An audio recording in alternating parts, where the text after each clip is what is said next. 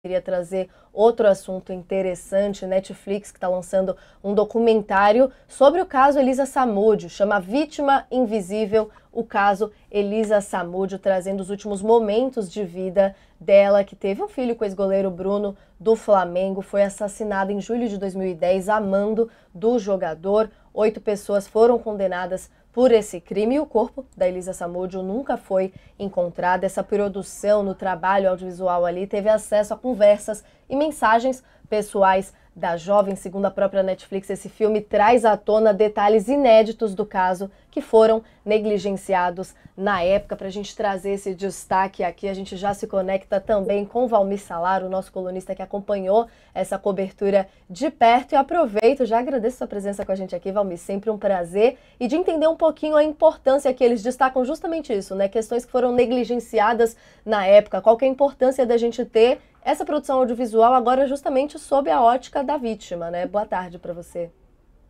Boa tarde, Natália. Boa tarde, Raquel, Josias. Muito bom, obrigado pelo convite. Realmente, o caso da Elisa Samúdio é um caso exemplar. Infelizmente, ela não foi a única e não vai ser. Um dado recente mostra que pelo menos 4 mulheres no Brasil são assassinadas por dia. Uma brutalidade contra a mulher, uma vergonha para nós, que somos homens, né? Que não sabemos lidar com essa situação. E a Elisa Samúdio, ela nunca teve a oportunidade de se defender. Então, o título do documentário é bem importante, é fundamental, quer dizer, uma vítima invisível. Ela foi condenada, ela foi culpada pelo próprio assassinato, porque nunca pôde se defender, o corpo dela nunca foi encontrado, e depois dos acusados que foram condenados, acabaram destruindo a imagem dela, mesmo sabendo que ela tinha sido morta. Na oportunidade, eu tive a possibilidade de entrevistar o Macarrão, que é o Luiz Henrique Romão, um amigo muito próximo, muito íntimo do ex-goleiro Bruno.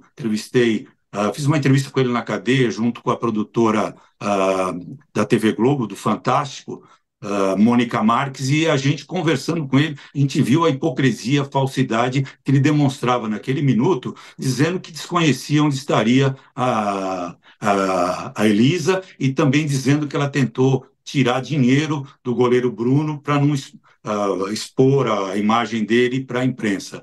Quer dizer, é um crime brutal, bárbaro, e agora essas provas que surgem, quer dizer, elas são importantes e revelam que a Elisa, ela, na verdade, foi uma grande vítima desse complô. O ex-goleiro Bruno ficou mais ou menos 6 anos na cadeia, saiu, culpou, como sempre, a imprensa pela perseguição, como ele diz, em relação a ele, quer dizer, ele nunca assumiu, nunca teve a hombridade, a coragem de assumir o crime que ele cometeu, junto com os comparsas, inclusive um ex-PM que depois teria sequestrado e assassinado a Elisa de uma forma brutal, que já foi descrita em vários momentos, quer dizer, o corpo dela sumiu, nunca vai aparecer. Então, essa é a situação. Eu acho que é importante retratar esses casos recentes, que são chamados aí de true crimes, né, crimes reais.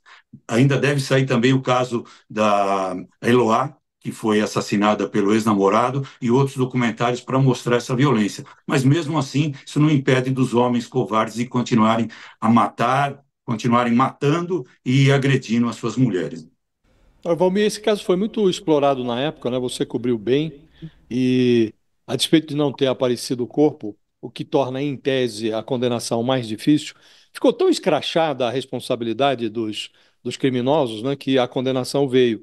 Acha que, à luz de tudo que você acompanhou, esse documentário, de fato, pode trazer algo que é absolutamente inédito, que ninguém sabia, uma novidade absoluta?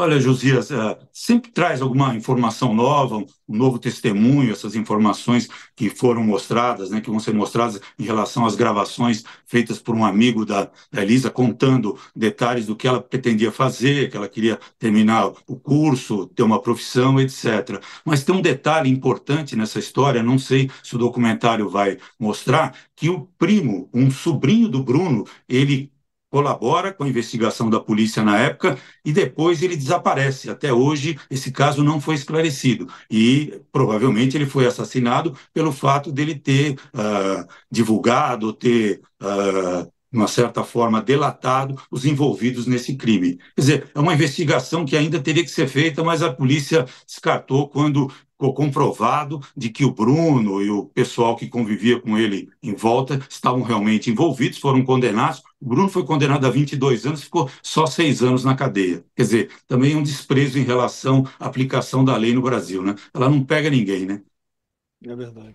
Valmir, você inclusive pincelou aqui um pouquinho de como que foi o tratamento da mídia na época sobre o caso, como destacou também, infelizmente não faltam exemplos para a gente de casos nessa linha. Você acredita tanto do documentário em si, dessa discussão ser ampliada aqui, queria uma avaliação um pouco mais ampla sua de como que foi a cobertura na época e o que fica de aprendizado no caso, se está vendo de lá para cá, ali da época de 2010 para cá, em casos recentes, o que se aprendeu no tipo de tratamento, inclusive da própria mídia, de casos como esse, Valmir?